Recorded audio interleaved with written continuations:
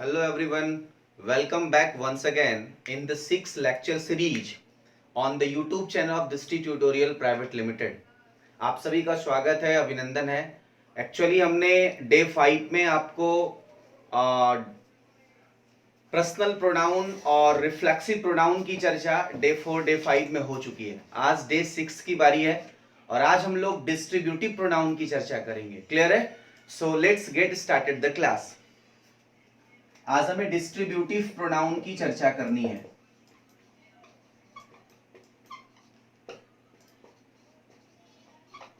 समझिए इस बात को, डिस्ट्रीब्यूटिव प्रोनाउन कहते किसको है.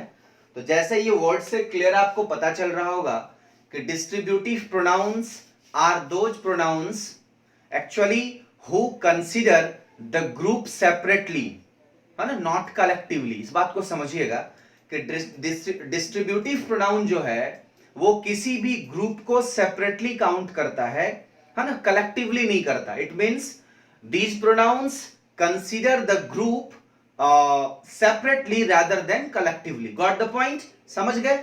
और actually they show distribution, you can say. ये क्या करता है? डिस्ट्रीब्यूशन शो करता है. They show distribution. It means what? कि यह एक विभाजन को शो करता है, यानी किसी भी टर्म में, कॉम्बिनेशन में, ग्रुप में विभाजन को शो करने वाला एकमात्र जो प्रोनाउन है उसको हम लोग डिस्ट्रीब्यूटिव के नाम से जानते हैं. तो जैसा असाइनमेंट में पूरी तरह से ये चीजें अपलोड है, ईच, एवरी, इधर, नीदर, ये सारी टर्म्स मैंने अपलोड कर रखा है. आप उसे एक बार जाकर के अपने टेलीग्राम चैनल से या फिर जो भी सोशल टर्म्स आपको दिया गया है, यानी फेसबुक वगैरह सारे पे है, तो आप वहां से एक बार उसे देख सकते हैं. इधर, नीदर, है ना, एवरी मैंने लिखा, none. These are the distributive pronoun. Clear है? These are the examples of distributive pronoun. So अब समझते हैं कि इसके यूसेज क्या है. मैंने तो डिस्ट्रीब्यूशन शो कर दिया. चलिए स्टार्ट करते हैं. इसके डिस्ट्रीब्यूशन, इसके रूल्स को समझते हैं, इसके यूसेज को समझते हैं. आइए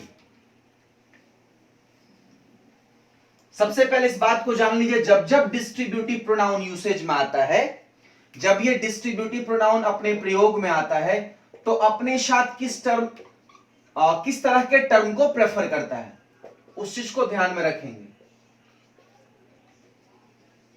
यानी जो मैंने ईच, एवरी, इधर, नीदर, एनी, नन, इन शब्द का प्रयोग किया है, इसके यूसेज में आप किस प्रकार की भिन्नता पाएंगे और किस टर्म में ये यूज होता है. तो सिंपल सा बात है कि प्रोनाउन है, इट मींस ये नाउन के प्लेस पे आएगा. और नाउन का काम क्या होता, आपको मैंने अच्छे से समझाया है कि नाउन जो है वो दो ही काम कर सकता है. एक सब्जेक्ट का रोल अदा कर सकता है एंड एक ऑब्जेक्ट का रोल अदा कर सकता है. Got the point? समझिए इस बात को. नाउन का रिप्लेसमेंट क्या होता? प्रोनाउन.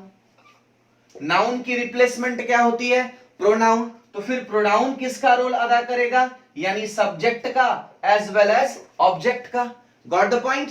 तो समझते हैं कि नाउन जिस प्लेस पे आता है उसी प्लेस पे प्रोनाउन भी आते हैं, नाउन के बदले आता है. यानी जो डिस्ट्रीब्यूटिव प्रोनाउन है ये यूसेज होगा सब्जेक्ट के रूप में. बात समझ में आ गया? आइए तो सिंपल स्टार्ट करते हैं ईच, इधर, नीदर के यूसेज को. क्लियर है? एक बात मैं आपको समझा दूं कि अगर डिस्ट्रीब्यूटिव प्रोनाउन आप यूज कर रहे हैं, कोई भी डिस्ट्रीब्यूटिव प्रोनाउन की अगर बात करें, तो इसके जस्ट बाद अगर ऑफ द का केसेस आ जाए, each of the, either of the, neither of the, every one of the, खैर ये बाद में पढ़ेंगे, any of the, none of the, तो बाद में जो आप नाउन या प्रोनाउन रखेंगे वो प्लूरल फॉर्म में रखेंगे. किस फॉर्म में रखेंगे? प्लूरल फॉर्म में. बातें समझ में आ गई? Distributive pronoun then of the का केस एक साथ मैंने लिखा, इसके बाद जो नाउन या प्रोनाउन का प्लेसमेंट होगा वो प्लूरल फॉर्म में होगा. बट वर्ब जो होगी वो सिंगुलर होगी, क्योंकि ईच का माने ईच, एवरी, आइदर का यूसेज होगा. खैर वो तो सब्जेक्ट वर्ब एग्रीमेंट की रूल है. बट ये बात समझ में आ गया? देखिए आपके असाइनमेंट का एग्जांपल नंबर 1 लिखा हुआ है, each of the student has taken the sweets. देखिए each of the student, each के बाद ऑफ द का प्लेसमेंट है आपके एग्जांपल में. ईच के बाद ऑफ द लिखा हुआ है, तो मैंने ऑफ द के बाद नाउन कैसा बोला? सिंगुलर या प्लूरल? यानी प्लूरल होगा. तो आप देख सकते हैं आपके एग्जांपल्स में स्टूडेंट्स रखा हुआ है और वर्ब सिंगुलर होंगे, बट वो ये चीजें मैं सब्जेक्ट वर्ब एग्रीमेंट में पढ़ाऊंगा। क्यों होगा? क्योंकि यहां पे आप जितने टर्म डिस्ट्रीब्यूटिव में यूज करेंगे वो सिंगुलर टर्म को यूज इंडिकेशन करेगा। जैसे इच का मतलब प्रत्येक, एवरी का मतलब हर एक, तो एक की बात हो रही है। ईदर मतलब दो में से एक, नीदर दो में से एक भी नहीं, इट मींस कहीं ना कहीं सिंगुलर टर्म की बात हो रही है, इसलिए आप इसे इसके साथ जो नाउन या प्रोनाउन आएंगे वो प्लूरल आएंगे। क्लियर हो गया? एक और एग्जांपल है, either of them is guilty of this event, यानी इस घटना के वो दोषी हैं। Either of them, them singular है या प्लूरल है? इतना तो पता है आपको कि दे जो है इसी का ऑब्जेक्टिव केस होती है देम, यानी दे कैसा सब्जेक्ट? प्लूरल सब्जेक्ट, तो देम भी तो प्लूरल टर्म को ही इंडिकेट करेगा, चाहे वो जो भी प्रोनाउन हो। बात समझ में आ रहा है? तो इस तरह से आपके डिस्ट्रीब्यूटिव का एक फॉर्मूला एंड एग्जांपल क्लियर होते हैं। अब समझते हैं डिस्ट्रीब्यूटिव के टर्म्स को, यानी पहला टर्म है, फर्स्ट टर्म है आपके स्क्रीन पर each, either, neither, any and none. Clear है? तो सिंपल बात है, जब हम ईच का यूज करेंगे तो ईच का प्रयोग दो या दो से अधिक के लिए होता है। इट मींस फॉर टू और more than two. Got the point? Simple सा बात याद रखेंगे, ईच का प्रयोग दो के लिए भी होता और दो से अधिक के लिए भी होता। Got the point? Next term है ईदर। ईदर मतलब होता है दो में से एक, it means what? One out of two. दो में से जब एक की बात करेंगे then we will use what? Either. Next और नीदर, नीदर का मतलब होता है कोई नहीं तो कितने में से, दो में से। If I am talking about two things, two persons, and उनमें से एक भी नहीं का बात करना है, then you have to use, either we have to use what? Neither as a distributive pronoun. Got the point? Next is the any. Any का मतलब होता है one out of more than two. जैसे हम लोग क्लास में किसी को पूछते हैं एनीबॉडी एल्स, और कोई जवाब देंगे तो एनी लगाते हैं, मतलब कोई एक और है ऐसे कोई जो जवाब देंगे, यानी एनी का मतलब बहुतों में से एक। Got the point? And the last is the none.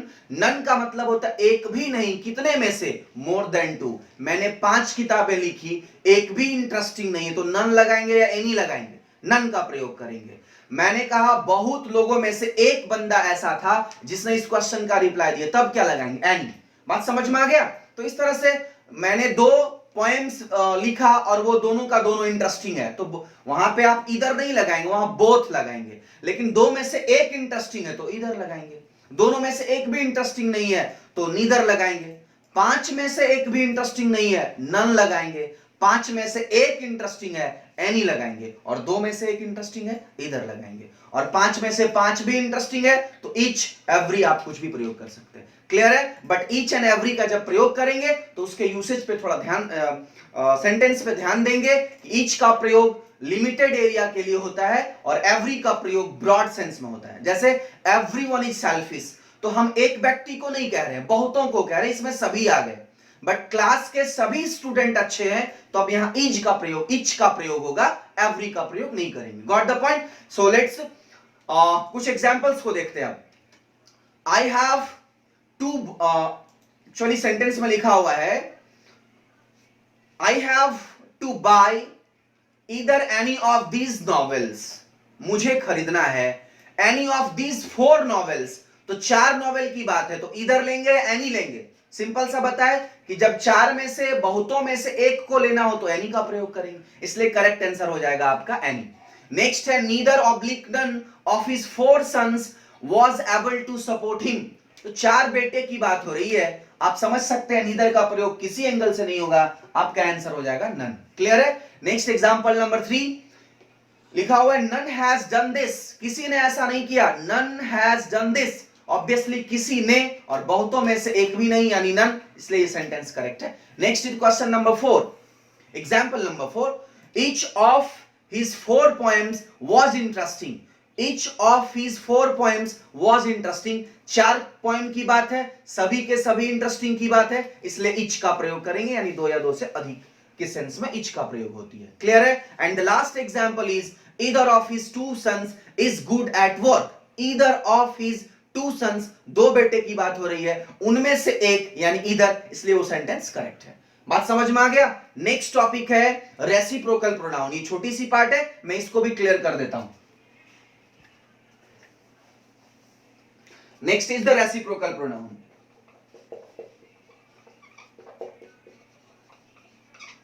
Reciprocal pronoun जो है ये दो टर्म है, बस इसको इतना जानना है, एक होती है ईच अदर एंड दूसरा होता है one another. Got the point? समझ लेते हैं रेसिप्रोकल प्रोनाउन होता क्या है। रेसिप्रोकल मतलब रेसिप्रोकेट, जो हम लोग एक दूसरे के साथ आदान प्रदान करते हैं। तो ईच अदर का जब भी यूज करेंगे, जैसे आपने कुछ मुझे दिया उसके एवज में मैंने भी आपको कुछ दे दिया, तो क्या हुआ? Reciprocate reverse form, each other for two and one another for more than two. आपके असाइनमेंट में ये सारी चीजें अपलोडेड है। Got the point? यानी ईच अदर का प्रयोग दो के साथ, वन अनदर का प्रयोग दो से अधिक के साथ है। तो यही चीज इसे डिस्ट्रीब्यूशन में हम लोग रख सकते थे कि ईच अदर का दो के साथ और वन अनदर का दो से अधिक के साथ, बट मैंने छोटा सा सोचा कि अलग से ही समझा दूं। तो रेसिप्रोकल समझ में आ गया। आइए एग्जांपल नंबर 1 देखते हैं। The two partners do not respect each other. दो व्यक्ति हैं, एक दूसरे को रिस्पेक्ट नहीं करते। दो ही की चर्चा है, ईच अदर यानी सेंटेंस करेक्ट है। नेक्स्ट है you he and I respect one another. कितने लोग? You he and I, it means 3, मतलब मोर देन 2 हो गया। और जब मोर देन 2 होगी तो कौन सा सेक्शन लेंगे? One another. शायद ये समझ में आ गया होगा। Next questions, one another will solve the problem. Example number 3 को देखेंगे तो आपको समझ में आएगा one another will solve the problem. One another के बाद विल लगाए हैं, तो वन अनदर आप सब्जेक्ट के रूप में यूज कर रहे हैं। याद रखेंगे, एक नोट में याद रख लें कि reciprocal pronoun can't be the subject of any sentence. जैसे मैंने समझाया था कि reciprocal pronoun can't be the subject of any sentence unless it is preceded by any noun और प्रोनाउन। ये मैंने समझाया था। उसी तरह से रेसिप्रोकल भी सब्जेक्ट नहीं बन सकता। इसके साथ इसके बदले आप दे, देम यानी प्लूरल फॉर्मेशन का प्रयोग कर सकते हैं। क्लियर है? तो लास्ट एग्जांपल आप देख लेंगे, one another can not be blamed.